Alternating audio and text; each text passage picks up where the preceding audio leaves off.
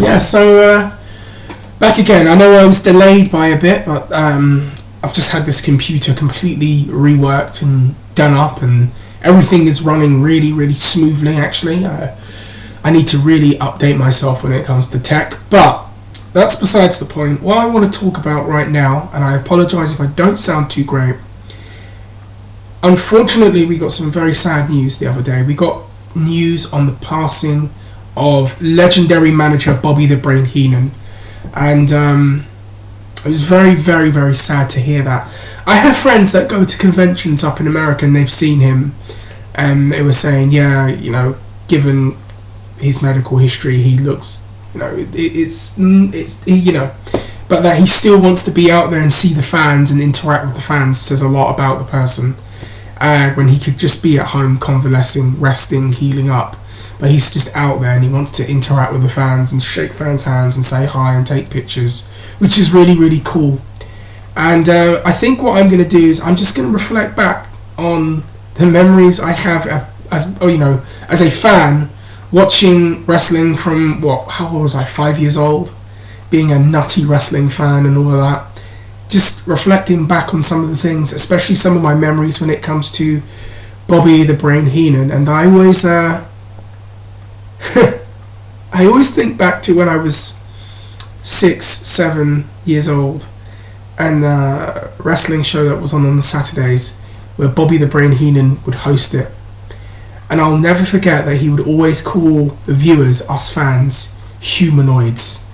And for some reason that always used to tickle me as a child. Even though I know he's insulting us, I used to find that funny. And I'm pretty sure I used to go around calling people humanoids. And at times I probably still say it now. In fact, I have said it. I think I even said it the other day on the bus when some fat kid was annoying me.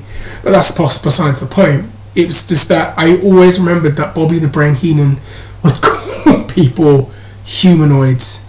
I remember him being a hell of a worker actually back in his day. Before he was a manager, he was actually a wrestler, wasn't he? He was in a tag team. And I remember he did a lot of singles matches. And I remember when he was a manager, he used to do, and I've got it somewhere in my house, somewhere in this house, there are tapes that I have, and some of them are of Bobby Heenan. And I know that fans will remember this, but he used to do this one spot where he would interfere in the match, and then the babyface would run after him, and he'd run around the ring, go from the underside of the rope, get into the ring, and he'd jump and clear the top rope and then run around again. And he used to do this all the time. And now looking back, you think, wow, that guy was a hell of an athlete as well. He was a hell of a worker, great instincts.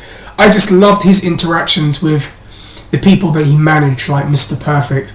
Like, those two just complemented each other. Like, I remember when Perfect would come out and he'd throw his towel in the air when he'd stand on the top rope, and Heenan would just catch it for him and then dab him off. And just like the way he would react when his guy was losing, and the way he would like shout at the fans for cheering the babyface.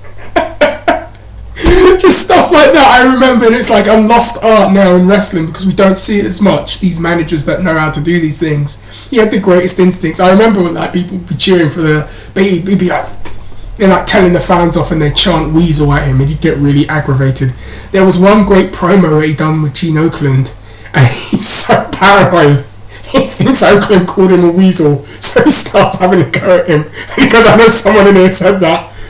I'll put it, I think it's in my favourites list now actually, but I remember when Heenan used to do that. It was really funny. I remember when he was a major player in the Hogan Andre WrestleMania 3, I think it was, and I remember he was a big part of that, and he was part of the reason why Andre turned on Hogan. And I remember the famous Bobby Heenan Andre the Giant moment where Heenan slaps him in the face and tells him he's nothing without him, and Andre turns babyface. I remember that one. I always remember that one. I remember one of my other favourite moments with Bobby Heenan. Oh God, when I think it was when there was the early Monday Night Raws, and Jim Cornette had debuted with the WWF, and he comes out with that tennis racket, and Bobby the Brain Heenan sees him and lights up. I'm going to put that in my favourites. It's like the greatest pairing of all time in terms of managers. And you see Heenan get up out of the announce table and run to the ring like he's seen the Pope. He's shaking his hand. And it's like the two biggest weasels in wrestling, ironically, are friends, shaking each other's hands. Cornette asks him if he's got his package from his mama. The two of them are just priceless together. And it's just like, oh my god, I remember that one so well. Hold on, I'll have a sip. I just remember all of those moments. I remember when he was a great commentator as well. He was a great commentator. Because of his personality, he was such a great commentator before Jerry Lawler eventually stepped into that role. But Bobby the Brain Heenan, he was just absolutely hilarious as a He used to crack me up so much. Like, you know, the classic cheer the baddies, hate on the baby faces. Him and Ventura were great at doing that. And then he moved over to WCW, and I remember some of those days. The one thing I always remember about him in WCW, and another moment, again, during some of the biggest moments in wrestling, you kind of find him there.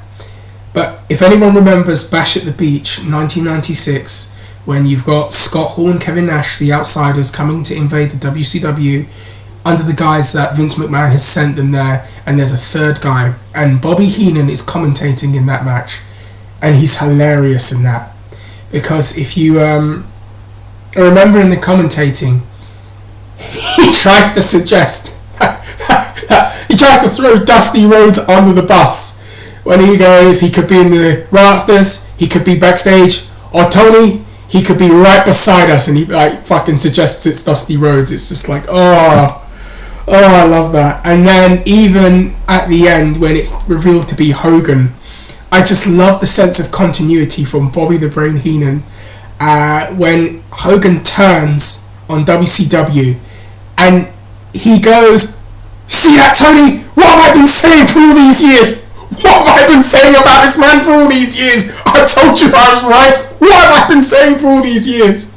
Oh gosh, I love it. I just see, in my memory, the man was probably one of the greatest entertainers of all time, and made a young child laugh, cry, scream, throw pillows, call people humanoids, and that was the influence and impact that he had on me as a fan.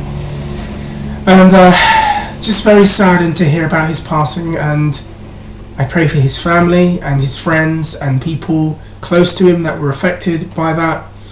And my purpose was just to give a few memories out there, and I'm going to look for those tapes actually in my house and see if I can find a way of maybe re-uploading them or something, or maybe send a Grapple Vision. Anyways, guys, take care, have a good one, look after yourselves, hit that like button, hit the subscribe button, and let me know what you thought of Bobby the Brain Heenan. This is me, I am out, and take care, humanoids.